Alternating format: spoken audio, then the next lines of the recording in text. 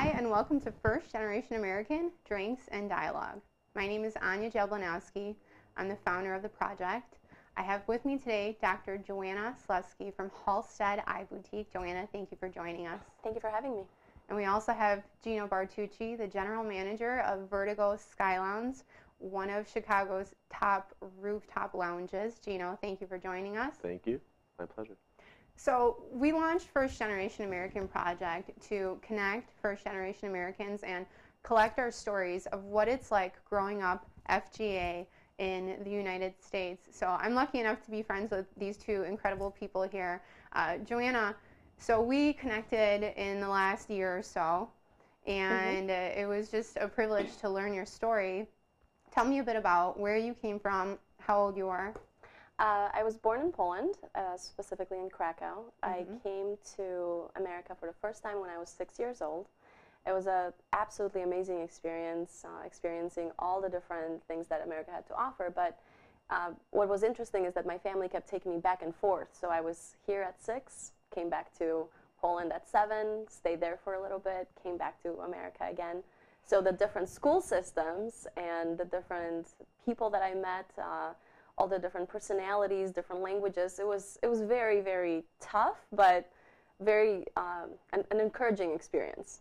Now, so when we were talking about this the other day, I literally had my laptop and I'm taking notes. I'm like, wait, hold on, go back. So I'm going to do the same thing right now.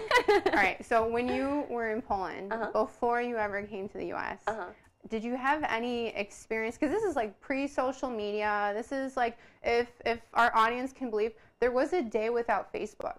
Like, and we didn't even have like caller ID or cell phones or anything.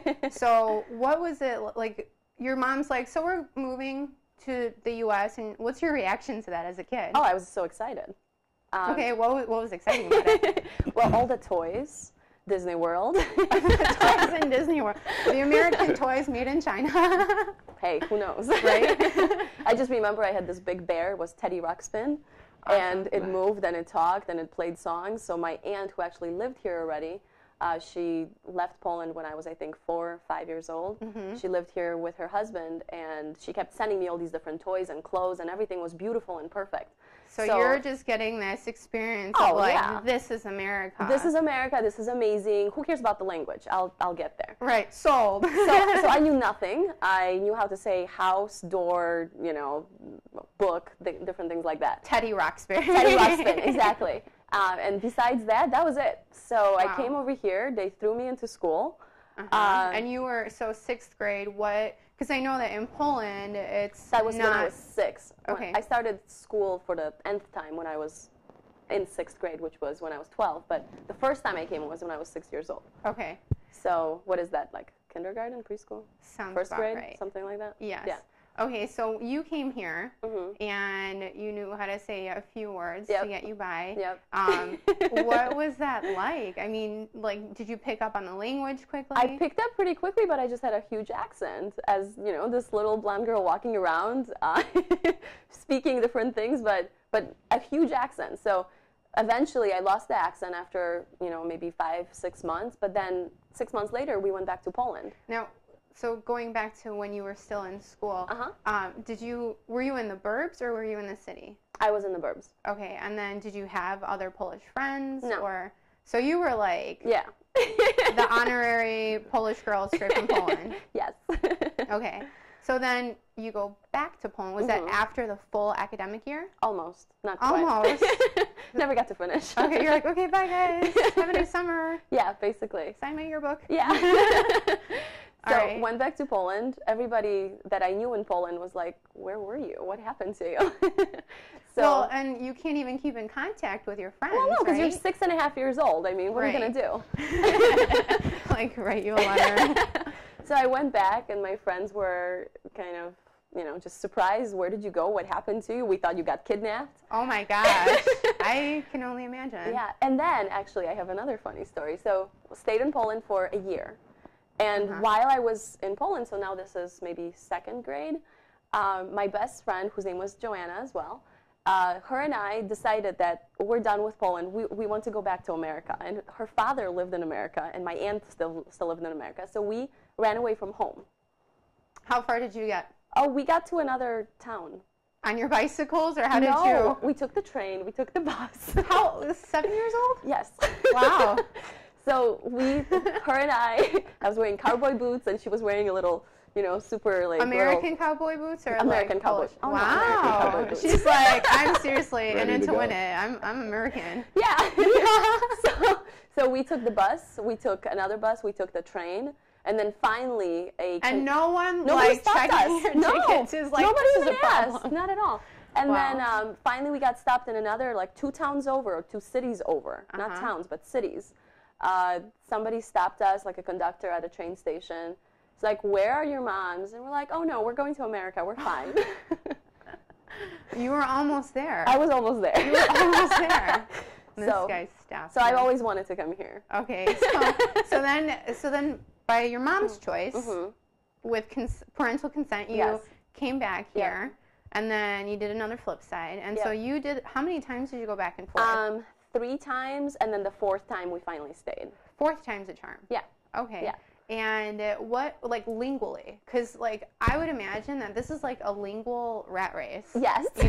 This is like, now I'm learning Polish again. Now I'm learning English. Do I have a Polish accent? Do I have an English accent? Well, everybody was always telling me that I have a different accent, because in America I always had a Polish accent because I kept going back and forth. And then I would go back to Poland and they're like, so we see you have an American accent now. Did and you're throwing in American words. did people give you any grief for that? Or, was it like a positive or a negative reception? Well, in America it was a negative perception. In Poland it was cool at that time because everybody wanted to come to America. Got it. Everyone's running away from home. Yeah, basically. America. Basically. Okay. So you officially stayed here at 6th grade, right? 6th grade, 12 years, yep. Okay, so tell me about that. Like, you're finally, like, planting your roots in here. I was finally your told, American dream. Yeah, I was finally promised we wouldn't switch schools and we wouldn't keep going back and forth. So 6th grade, I started, maybe it was like, October, and they threw me in. I was gone for 2 years. So Did again, you I ever didn't have know. the same friends? No. Like, okay. Mm-mm. So what was the friendship thing like? Well, it was very interesting. So first day of 6th grade, for me at least, I come in and one of the, people weren't really accepting me. They weren't really talking to me. And within a matter of a week, finally, this really, really sweet Puerto Rican girl, that was the only Hispanic girl in school, basically adopted me as her little sister. That's awesome. Were you the only Polish girl I in school? I was almost the only Polish girl in school. Okay. Yeah. But none of the other kids were really talking to me because I was new and I was foreign and I had a big, accent, and they just didn't talk to me. So how did you connect with, and what was her name? Esme. Esme. How did you and Esme connect? Well, I spoke English, and obviously I just spoke it with an accent, but her and I just clicked. We just had the same personality, I guess, and we had the same, similar at least, experiences. Sure.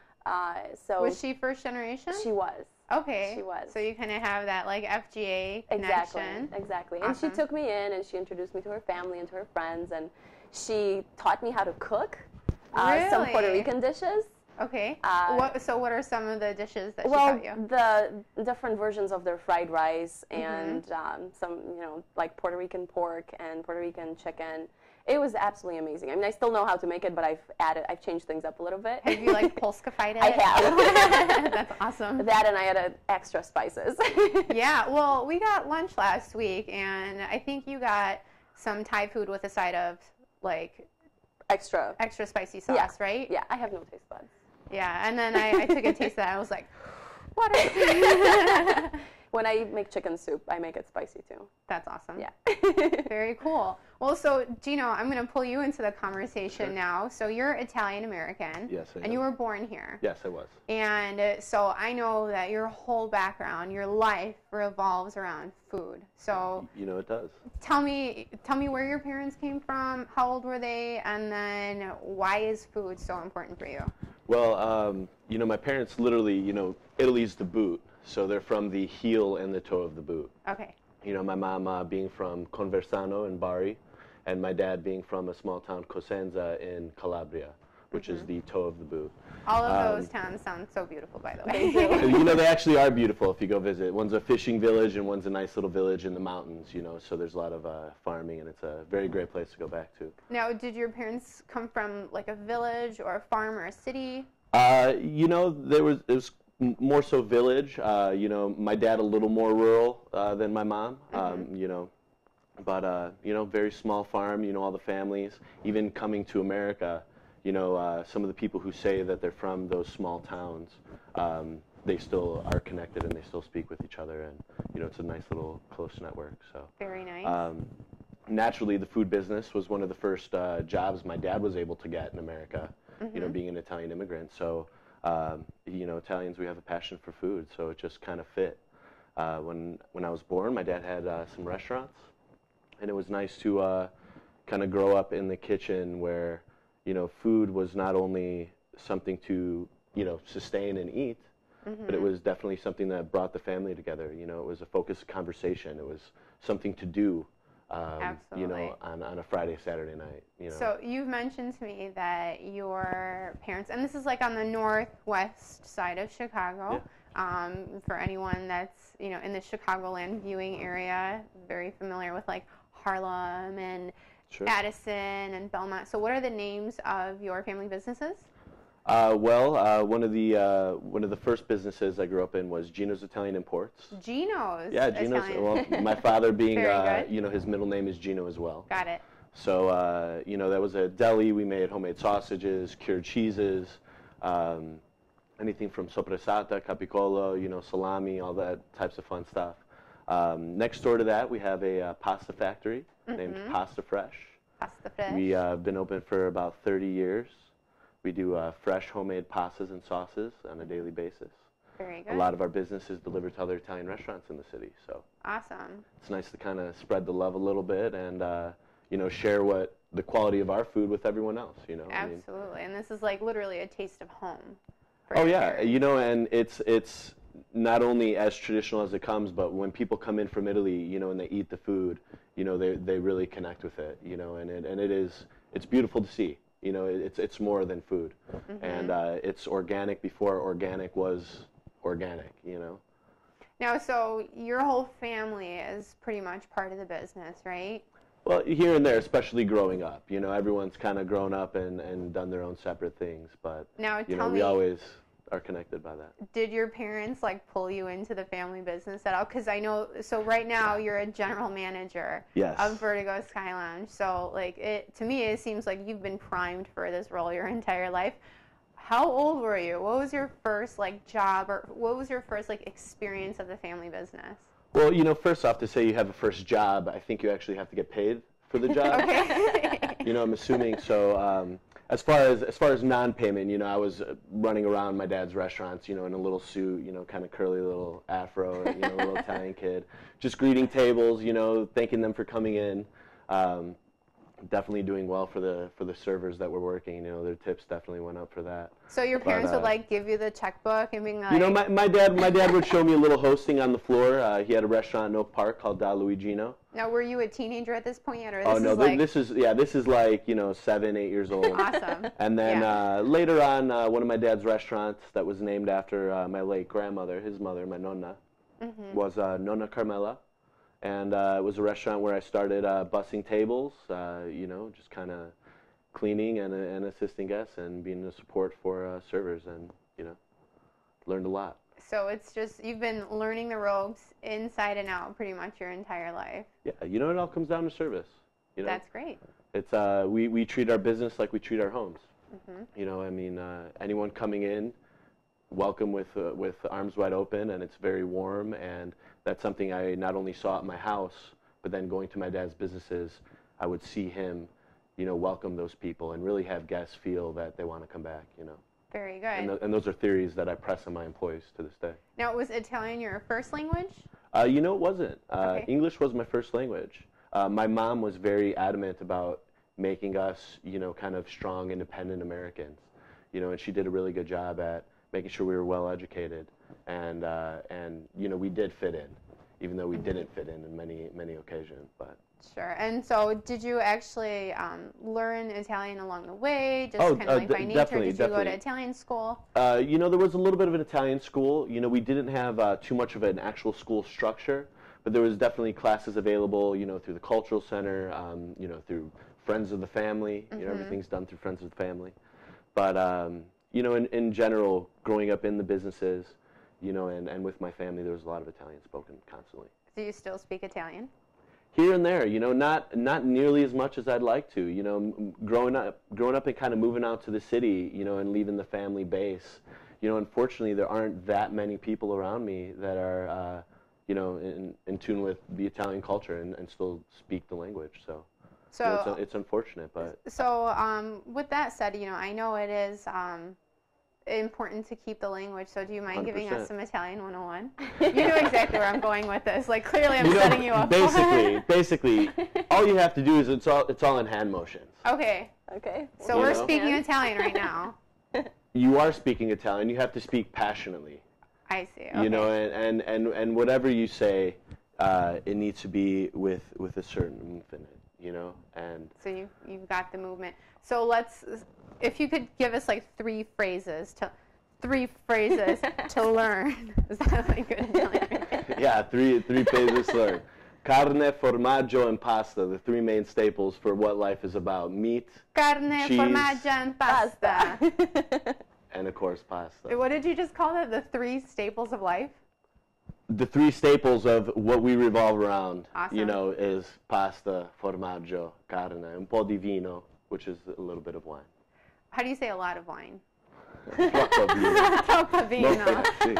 That sounds like my Friday night. Kidding. Not before drinks and dialogue. Depends what kind of wine. If it's quality wine, sure, it's made to enjoy. Drink it. There you go. Yeah. I like that. So now tell me, when you went to your Italian school, or wow, you've really got me into the hand motions now. But it feels good though. You know, you feel like you're expressing what you're saying, right? So when you went to this school, did you go for like throughout high school? Because I know like for Polish school, I went to Polish school until 8th grade, and then I consider myself a Polish school dropout. Because, you know, mostly like right around the time, it's like you're going into high school, and then you're like, I'm taking control of my life. Like I want to have sleepovers with my friends on Friday nights. So did you go throughout like a certain age? Well, you know, this was mainly going up to about 7th and 8th grade, you know, and it was more, you know, prompted by your parents, you know, and it was not only a way to speak Italian, because, you know, we did speak Italian and we knew the language for the most part, but it was more so something to just be with other kids our age in a cultural setting.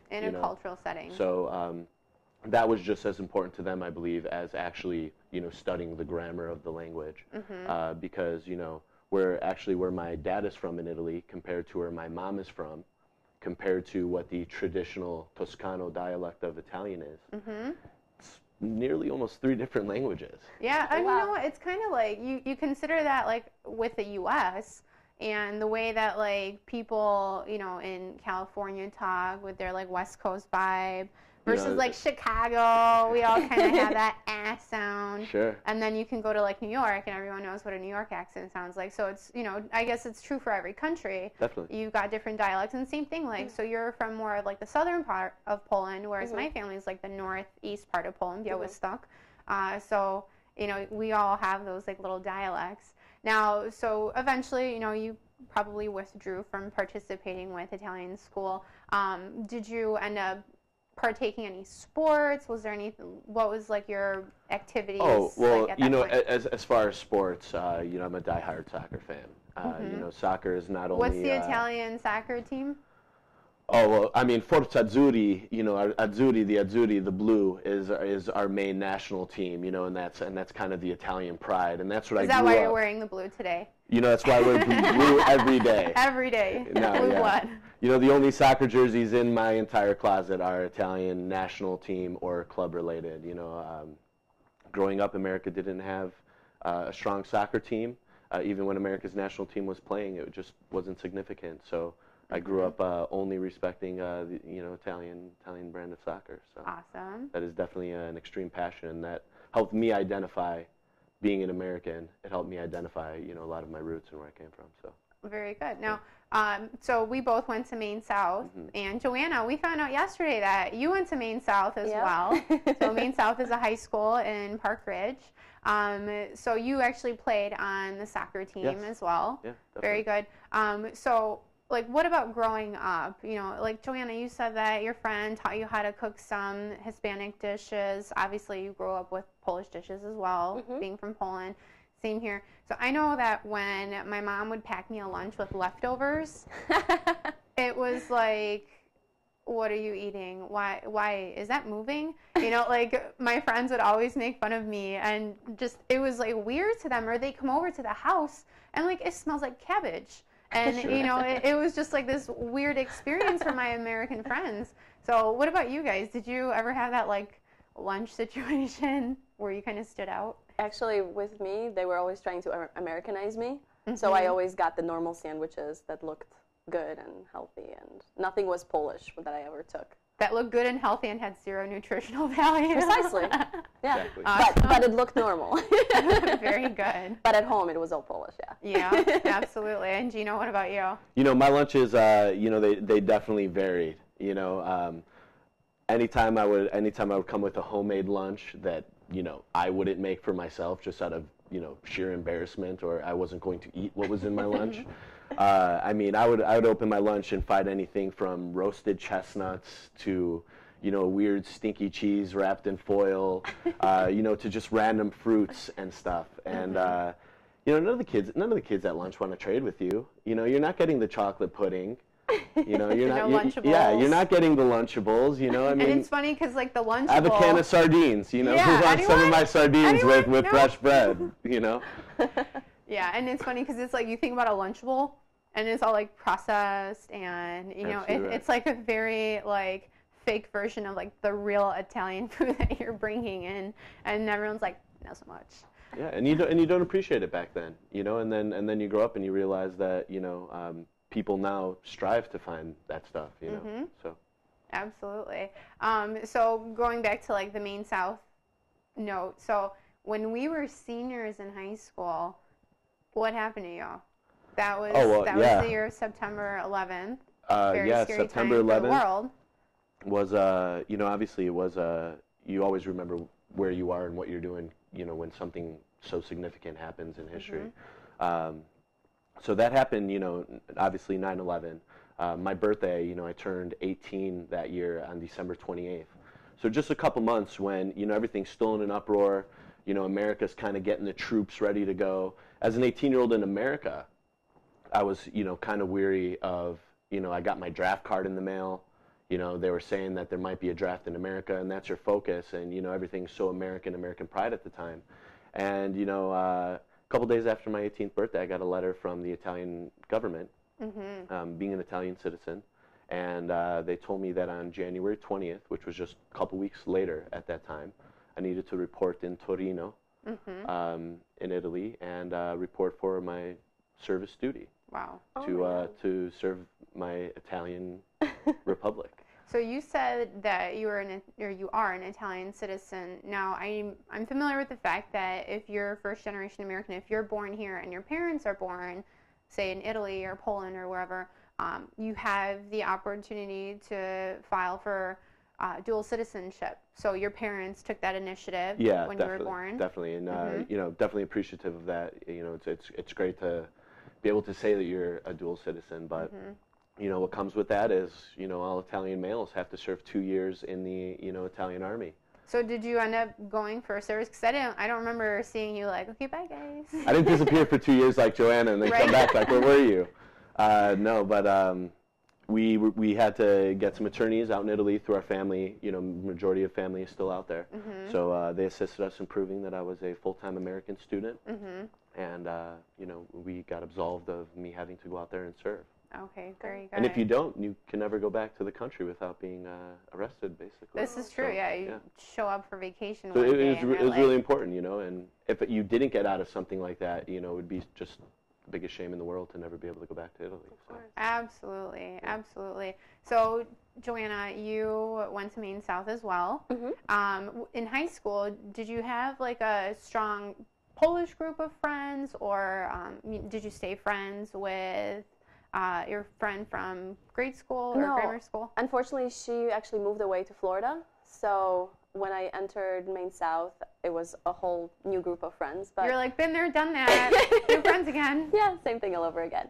But actually in high school, I was friends with a lot of Italians, a lot of Greeks, and Americans. So I never really had a Polish circle. So was there a reason for that? Or just Maine South didn't have a lot of Polish students at the time? I think there just wasn't really that many. And I just found a strong connection to the Greeks and the Italians for some reason. So Sure. And would you say that, you know, like their cultural background, like did you guys kind of relate on a cultural aspect? I think so, simply because it was something just a little bit more enticing than just the straight American culture. And I also didn't have that many Polish friends, and it was just my mom and my aunt here, so we didn't have that big of a Polish circle. Therefore, I think I just adapted to those other cultures and found a little bit of theirs in my own and inhibited theirs. And I loved, again, learning the different foods and the different, dances and the different music, and they really took me in as a little sister. For every single friendship that I had. I always knew the family, I always knew the cousins, and got to know everybody from just a completely different perspective than if it was maybe, not offered to me if I would have just been in a Polish crowd or just been in an American crowd. Yeah, and you have this like really rich cultural background now between like the Polish, Italian, your Puerto Rican friend. I mean, you have like all these different cultures that you can relate to. And when I graduated from high school, I actually started working with my aunt. She had a furniture store. So I started. Where is that? What's the name of it? It's Vogue Furniture. Vogue Furniture. Yeah. Well, I clearly have furniture from there, so that's pretty awesome. I'll take you with me. So right now, she used to be in Northbrook. Right now, she's in Mount Prospect. And I used to manage the whole store. I started by just helping out as a secretary, but then I did a little bit of interior design. Then I started managing the whole office, and it was an amazing experience. Just gave me a whole different perspective on a private business. And on what ownership. Type of furniture, for anyone that's not familiar with Vogue, is that like European furniture? Yeah, very European, very modern. So kind of like our swanky studio. Yeah, here. Exactly, exactly. So it was a very interesting experience, and I gained all this knowledge on what to pick, what to mix, what not to mix. Where by the end of my time there, I actually would go to people's homes. We're foreshadowing. Yeah, we're foreshadowing. Right now. Go to people's homes and actually just do a design for the whole house, including the kitchen, including the walls, including the bedrooms, including the living room. So it took me from knowing nothing to being an interior designer with no schooling whatsoever. I love it. Well, and like real life experience, like Gino slinging the paycheck books and everything when he's like 7, 8 years old, or running a pasta factory as a teenager. So, so now you're an optometrist. So how did you get from selling furniture to being my eye doctor? Well, what's funny is whenever I tell this story to a patient, they get a little scared. Like, you used to sell furniture? Really? Like, no, interior design. Right, glamorous. Exactly. I actually met someone that just turned me onto the profession. I mean, opened up my eyes to the fact that I could do something. Exactly. I could do something so much more involved in patients' lives. And I was going to a community college at that point, so I stopped doing that. I went to Northwestern. Now, okay, I'm going to interject here, because when we had like our pre-screening conversation for this interview, it's not that you just like switched from Oakton to Northwestern. I mean, you got into Northwestern, you didn't even have to take your placement exams, is that right? And then while at Northwestern, what was your GPA? It was 4.0. Yeah, that's brains and beauty. So you were studying at Northwestern, and then you got into optometry school from there? I never graduated from Northwestern because they just accepted me with a 4.0, and did my thing at the optometry school, loved it. Fell in love with the profession even further. Graduated magna cum laude in 2010. Very nice. opened the private practice in Chicago. Awesome. Well, I'm actually going to flip over to our computer here, and we're going to take a look at your Facebook page. So the name of your business is Halsted Eye Boutique. Yep. Very good. So tell us a bit about Halsted Eye Boutique. It's been an amazing adventure growing the practice.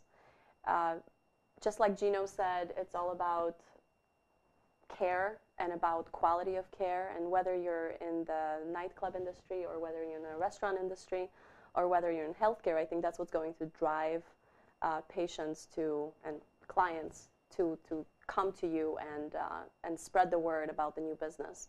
So ever since the practice has been open, that has been the prerogative, to really offer best quality of care, best products, best pediatric care, elderly care, eyewear, sunglasses, contact lenses, newest technology.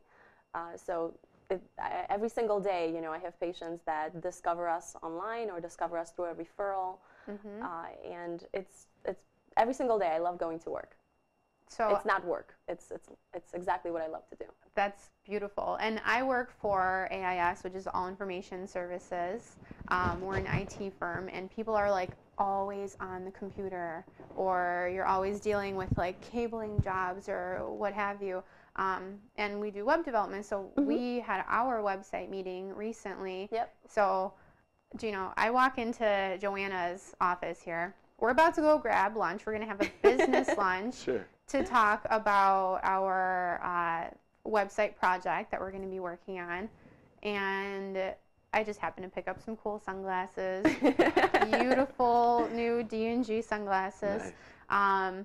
And then I start talking about my contacts. I was like, oh, by the way, I need to order contacts from you. And before, my place that I would go to, just, the chain eye care place at the mall.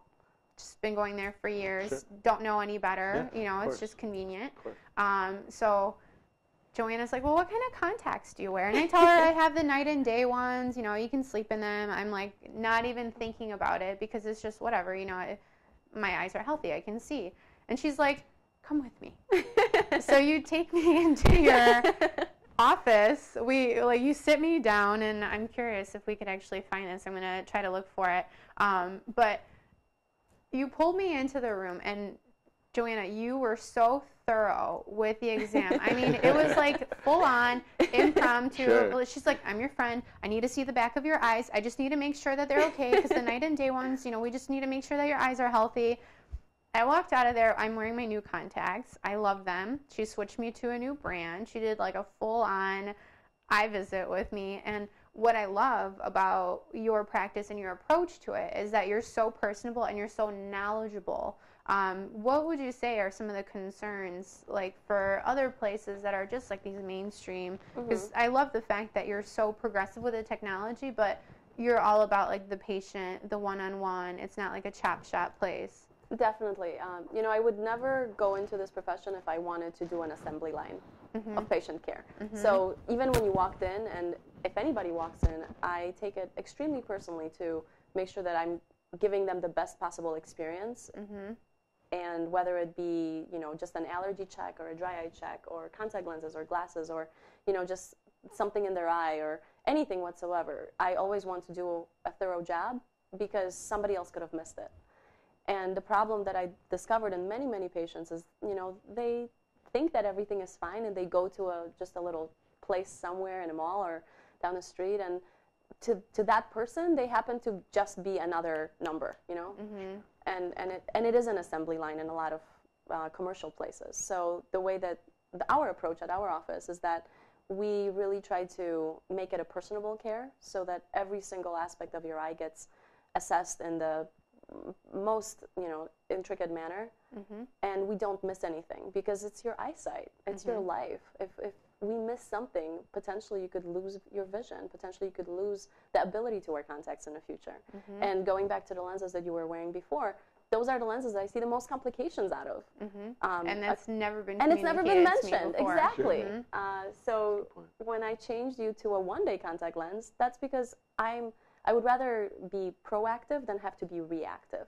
I would rather fix the problems before they appear. So just like we take care of our bodies, we should take care of our eyes. Absolutely. Very good. And now on the screen here, we have a picture of your boutique. Now tell us where you're located. 2852 North Halsted in Lakeview. In Lakeview. Very good. And that is like Halsted and Diversity, more or less. Great. Do you have any other facilities that you operate out of? Is this your prime? That's the primary one right now. Primary one. Very good. Yep. And so, Gino, let's jump over to your line of work right now. So you are the GM of Vertigo Sky Lounge. I am. Very good. So tell me a bit about Vertigo Skyline. How did you get teamed up? And I'm just going to flip through some of these photos while you guys are enlightening us. You know, I got in touch with the food and beverage director of the Dana Hotel about a couple years ago. I think 2 years ago tomorrow would be the anniversary. So I'm going to do a little celebrating. 2 years this weekend. tomorrow. Congratulations. Done a lot of work in the 2 years. We've made a lot of changes as a venue. We've grown into Chicago's premier rooftop venue. We're the only venue with the outdoor patio that's year-round. So we actually embrace the Chicago kind of upbringing, and when the winter comes around, we do a beautiful ice bar. We have robes, fire pits, all types of fun stuff to utilize that. Awesome. And we actually had an event together for a First Generation American project at Vertigo Sky Lounge in March. And that was one of the first events for the new rooftop, and it was just spectacular. Got so many compliments, and just what a beautiful place it was. And I can't hear enough from my dad. Gino, he's such a good guy. Oh, he's excited that I'm like having this interview with you today. Your dad and I had some fun. Yeah. What he loved is that you give him your card, and then anything you need, and I'll take care of you. And this is a man that loves to go fishing and hunting. Like, he does not go downtown. He does not do the lounge thing. Like, if there's a wedding or something, we'll go to that at like a banquet hall. But like, this is not his scene. He was out of his element, really. And he felt so at home when we were at Vertigo. He obviously, it's a beautiful venue, and it was a great event for a good cause, but he just felt like so personal. And he didn't even know that like we were high school friends and everything. So he's like, he felt so VIP in there. That's so great. And I love to hear it. And that's why I love having events with you. And we're actually doing our next First Generation American Drinks and Dialogue event at Vertigo. That's going to be in June. So all that information is on the Facebook page, facebook.com/First Generation American. Now we can find both of your venues. So Vertigo is just facebook.com/Vertigo Sky Lounge. Yep. Great. And then Joanna, Halsted Eye Boutique. Yep. And each of these venues is also, everyone has their own website. So you've got halstedeyeBoutique.com. Yep. Very good. VertigoSkyLounge.com. VertigoSkyLounge.com. Awesome. And also, I just want to share some information about the next Drinks and Dialogue event that we're having this month. It's going to be the last Wednesday, right after Memorial Day. We're going to be at Pint, Chicago, and that is really cool venue up on Milwaukee and North Avenue. It's located at 1547 North Milwaukee Avenue. Just flipping through some of these photos here, show you what the venue looks like. So essentially, the purpose of our Drinks and Dialogue is exactly this: getting First Generation Americans together and connecting with them, collecting our stories. It's been a really incredible project, for the three of us, just kind of touching on this subject over the few years that, it's kind of been on the radar. It's been really amazing to get to know you and really get that, like, who you are and why you are perspective. So I'm so thankful to have you guys with us on the show today. For anyone that's out there watching, we would love to have you in studio on the show. If you would like to be part of us here in one of our chairs on camera, or if you want to join us through Google Hangout, we also can connect with you if you're in New York to California, anywhere in between, or even in Poland. Let us know. You can find us at facebook.com/First Generation American. And if there's any, happy stories or trials or tribulations that you want to share, this is our platform here to really get that dialogue going and unveil what it is to be a first-generation American. So we look forward to seeing you at Pint Chicago the last Wednesday of this month, and also stay tuned for more information about first-generation American drinks and dialogue at Vertigo Sky Lounge. You know that Gino's going to take care of you. He is one of the most gracious hosts in Chicago. Dr. Joanna Slusky, thank you so much, and we look forward to your show that we'll see you on for the health and wellness on so Tuesdays. Excited. So if you have any questions about eye care, if you don't have insurance and you need to have your eyes checked out, definitely give Dr. Slusky a call. She's here to help and make sure that your eyes are seeing as good as she wants them to be and healthy. And Gino, thank you so much for joining us today as well. For more information, find us at First Generation American Project on Facebook. Thanks so much. I'm Ania Jablonowski, and we'll see you at the next one.